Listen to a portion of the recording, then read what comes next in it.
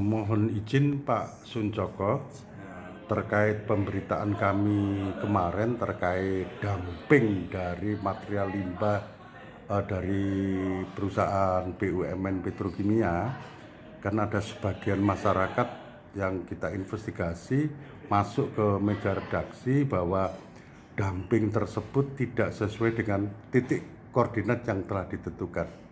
Nah, untuk ini dari KPLP Pelabuhan Gresik bagaimana, Pak?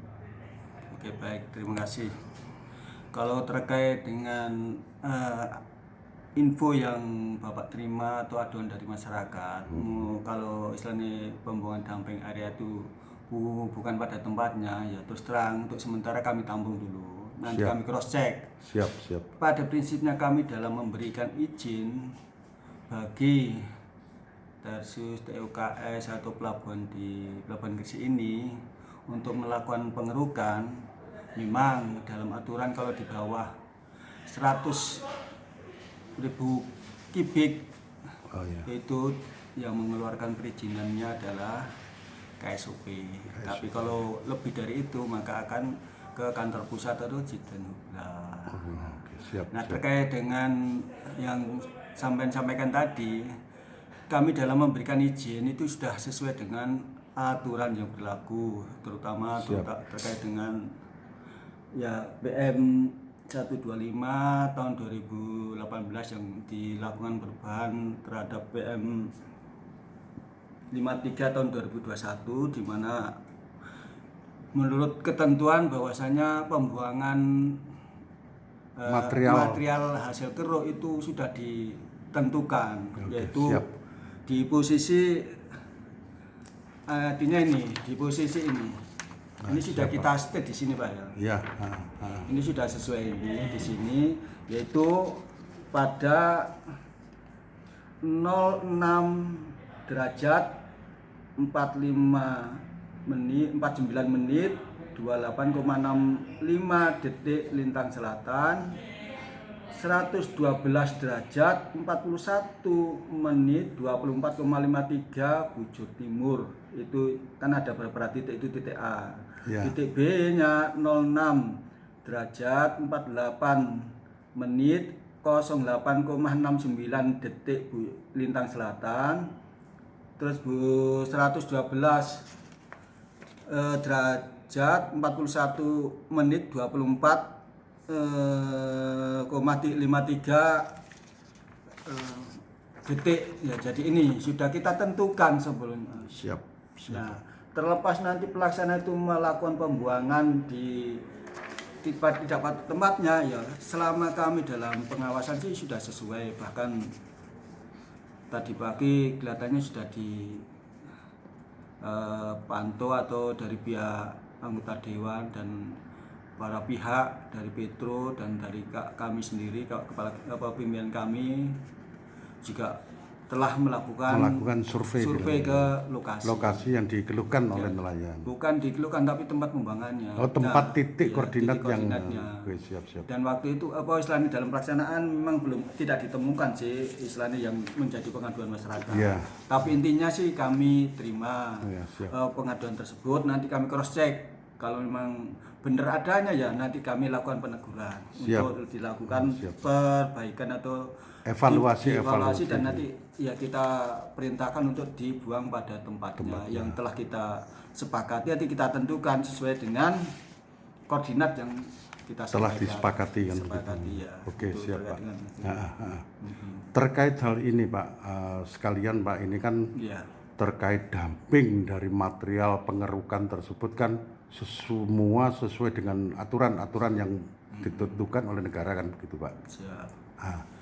Dalam hal ini apakah masih di wilayah Selat Madura atau di Laut Jawa?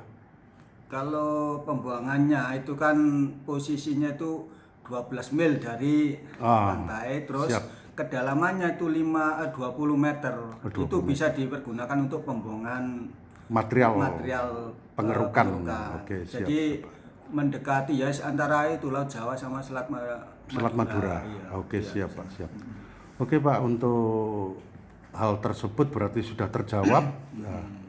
Untuk yang kedua Pak, yang dibahas di DPRD Komisi 2 Gresik kemarin, dibahas juga terkait labuh jangkar atau istilahnya masyarakat awam, parkir kapal-kapal yang dianggap itu mengganggu kearifan lokal dalam mencari nafkah, kan begitu. Nah, dari Bapak Suncoko untuk mewakili dari pihak KPLP, bagaimana Pak ini Pak? Jadi perlu diketahui Pak ya, terkait dengan Lego Jangkar. Iya. Bahwa saya di Pelabuhan Gresik itu DLKR itu daerah lingkungan kerja untuk pelabuhan itu Ya, di lautnya, area laut itu dimulai perbatasan Surabaya dengan Surabaya dengan Gresik, Teluk Lamong lah. Teluk Lamong, Di siap. situ sampai ke daerah ujung sebelah utaranya Jipe. Oh iya. Jadi perbatasan Kawasan ekonomi khusus ya, tersebut. itu di atas sana. Nah, itu merupakan daerah DLKR, di mana daerah DLKR itu diperuntukkan untuk satu sebagai alur pelayaran. Oh siap. Jadi istilahnya kapal yang mau keluar masuk dari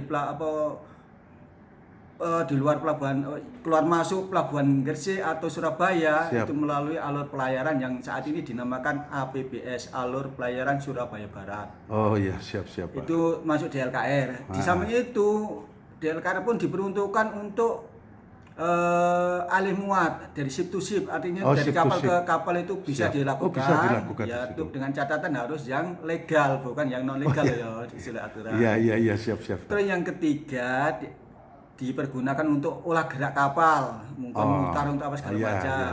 Di samping itu juga diperuntukkan untuk labuh jangkar. Jadi parkir itu tersebut. Tadi itu kalau masih di DLKR itu diperbolehkan. Diperbolehkan, Pak ya. Gitu loh. Memang di situ wilayah yang sudah ditentukan begitu. Iya, memang betul yang ditentukan. Itu kan apa istilahnya, labuh jangkar kan bagian daripada kerjaan kapal kan.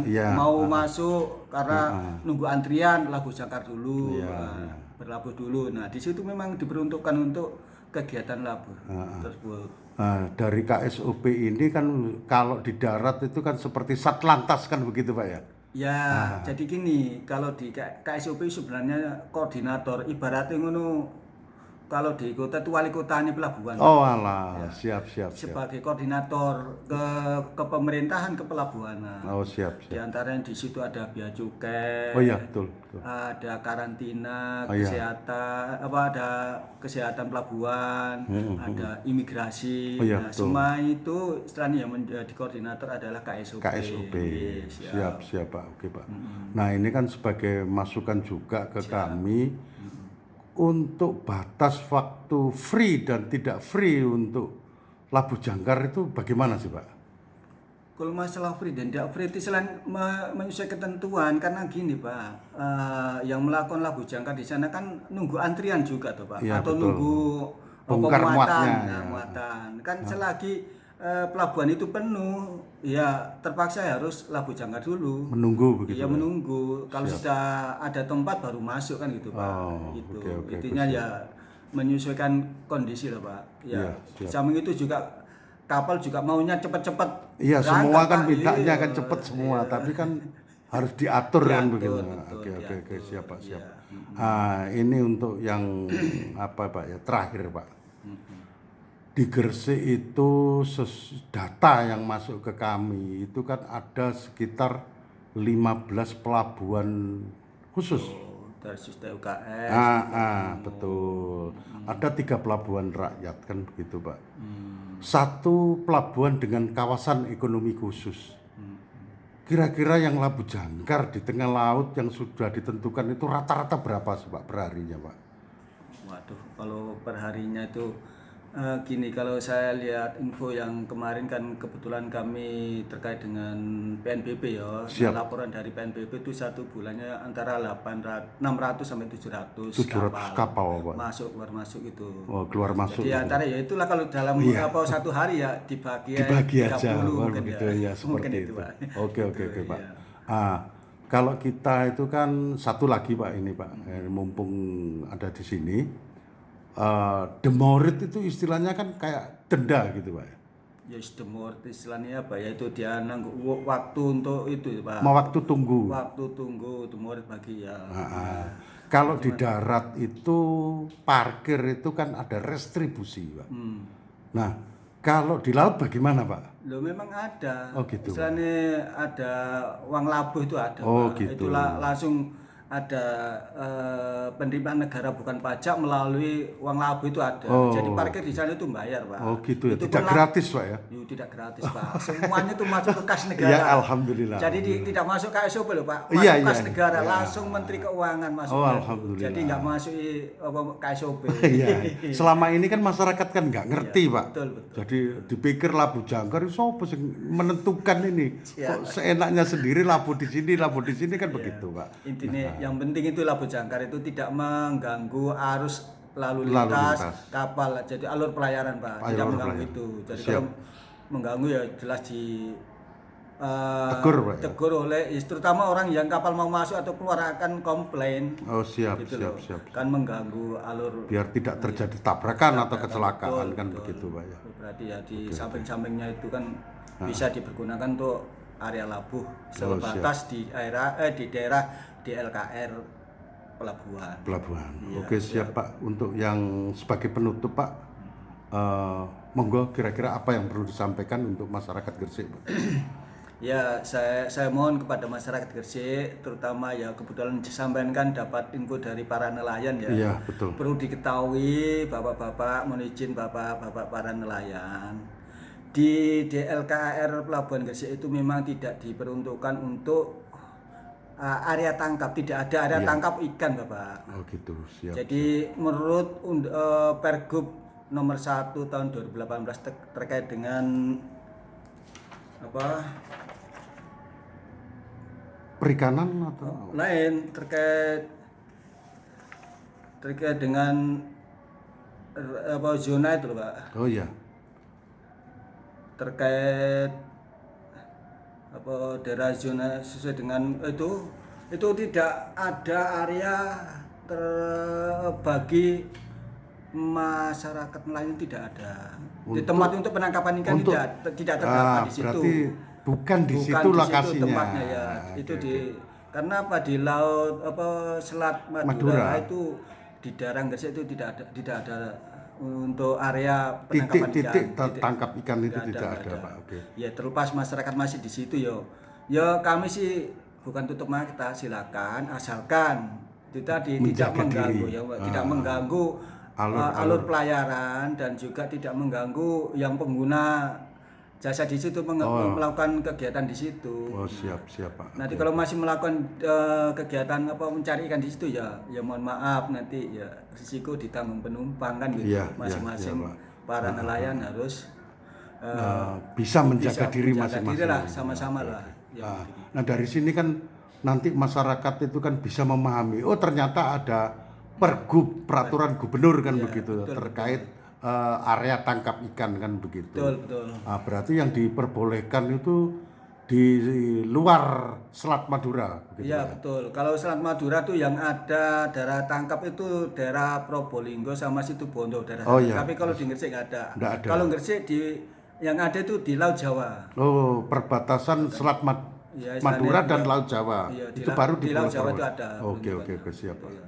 Oke, Pak, terima kasih. Saya kira cukup sampai di situ. Ada yang lain bisa disampaikan? Ya, mungkin selama ini kalau memang masyarakat nelayan merasa terganggu yo kita sama-sama Pak, sama-sama untuk negara juga. Ya, Kami siap. juga istilahnya bekerja itu sesuai dengan aturan. Memang iya. di situ dibolehkan untuk lego jangkar dan lain-lain yo.